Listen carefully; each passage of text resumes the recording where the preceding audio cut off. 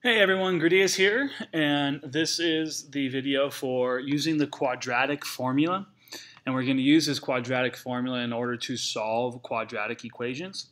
So this is the final method of solving quadratic equations. We've learned how to solve quadratic equations by factoring. We've learned how to solve quadratic equations by just using square roots. We've also learned how to do it by graphing. And now we're going to learn how to use it to solve them by using this particular formula. So when we talk about quadratic equations and solving them, we're talking about equations that are in this format right here. Ax squared plus bx plus c equals 0. And this format is very, very important to know and to memorize, mainly because we need to know the letters. We need to know where the a is, where the b is, and where the c is. The a is always the coefficient that is attached to the x squared. The b is always the coefficient that is attached to the x, and the c is always known as the constant. So if I have x squared minus 2x plus 4 equals 0, then my a would be the one that we can always, this imaginary one that's always in front of the x squared if there's nothing else there.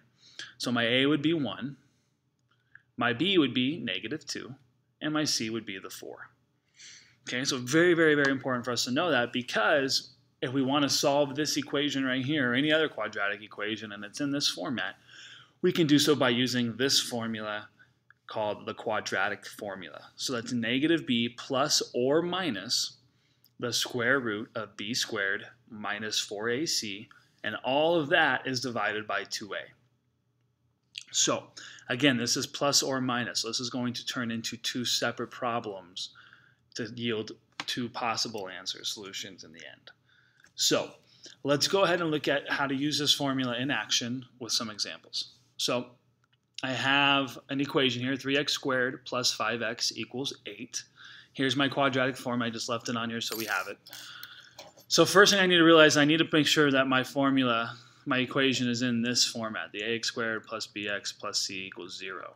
Okay, it's not in that format. I have this 8 over here, so nothing's equal to 0, and I don't have a constant on my left side. I don't have my c.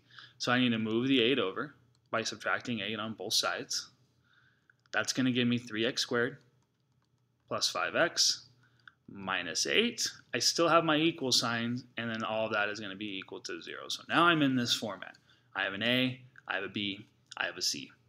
So I can now use this formula.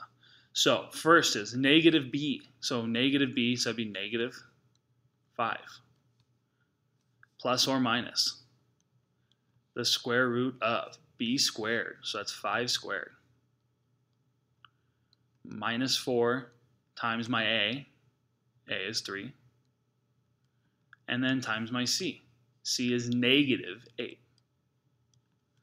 Extend the square root symbol, and all of this is over 2 times whatever my a is, which is 3.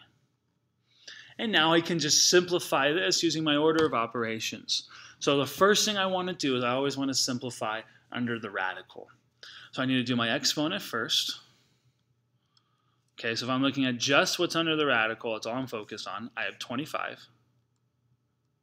minus, and then I can do 4 times 3 times negative 8. So negative 8 times 3 is negative 24. Negative 24 times, I can count this as a negative 4 actually. So I have negative 24 times negative 4, and I actually have a calculator right here just to help us out here. So I have 24 times 4. Oops, what did I do wrong? 24 times 4, which is going to give me 96. Okay, so I have negative 4 times 3 times negative 8. So it's all, I have a negative times a positive times a negative. It's going to give me positive 96. And then I can simplify that even further to 121. So I now have, and the square root of 121 is 11. So I now have negative 5 plus or minus 11 all over 2 times 3, which is 6. This is where it becomes two separate problems, because I have the plus and I have the minus. So now is when I have to separate into two different problems. So it could be, I'll have negative 5 plus 11 all over 6, and I also have negative 5 minus 11 all over 6. And then now we can just simplify both of these, and then we'll be done. So negative 5 plus 11, this will give me 6 over 6, which is 1. And negative 5 minus 11, that'll give me, let's see, negative 16 over 6. And we can just reduce this and make it negative 8 over 3 by dividing by 2. So my solutions to this equation are x equals 1 and x equals negative 8/3. And I am all done. Okay, so we're just using our formula by plugging in the values and then simplifying from there. Let's look at another one. 2x squared minus 7 equals x. It's not an ax squared plus bx plus c. I can subtract my x on both sides. So move it over to give me 2x squared minus x minus 7 equals 0. Now I can use my quadratic formula. So this negative x right here, we can always, if there's no number in front of it, put a 1. So that shows my b is negative 1. So I have negative b. So I have a negative, whatever my b is. Well, my b is negative 1. Plus or minus, this pen is acting funny, the square root of my b squared, negative 1. So negative 1 squared minus 4 times whatever my a is. My a is 2. And my c is negative 7. All over 2a. It's supposed to be a negative. I know it looks kind of funny. I don't want to confuse anybody. Let's try to erase it. There we go. So the first thing let's do, let's just simplify under that radical. Okay, simplify under the radical. So I have negative 1 squared, which is negative 1 times negative 1, which is positive 1. Negative 4 times 2 is negative 8. Negative 8 times negative 7 is going to give me a positive 56, which is going to give me the square root of 57. Now, square root of 57 does not have a perfect square root, so I'm just going to leave that here for right now. So now I'm going to rewrite everything that I have. I have negative times negative 1, which just becomes positive 1, plus or minus the square root of 57, all over 2 times 2, which is 4. This is where I can separate it out into 2 separate problems. 1 plus the square root of 57, all over 4. And then I'll have 1 minus the square root of 57, all over 4.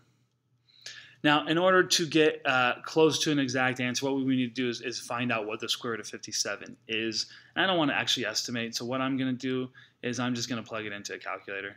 So I'm going to find out what the square root of 57 is. Okay.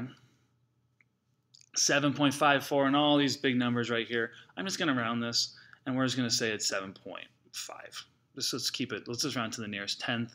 So we'll keep it at 7.5. So I have 1 plus 7.5 over 4, 1 minus 7.5 over 4. And now I can simplify from here. 8.5 over 4, and then I'll have negative 6.5 over 4. And I can still simplify from here.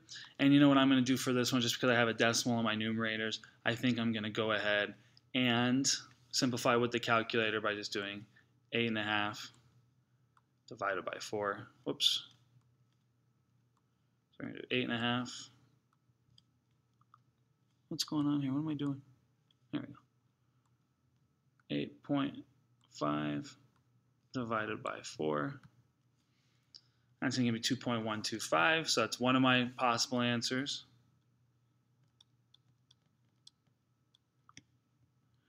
And then I also have negative, so let's clear this out, 6.5 divided by 4, which will give me 1.625, and it will be negative 1.625.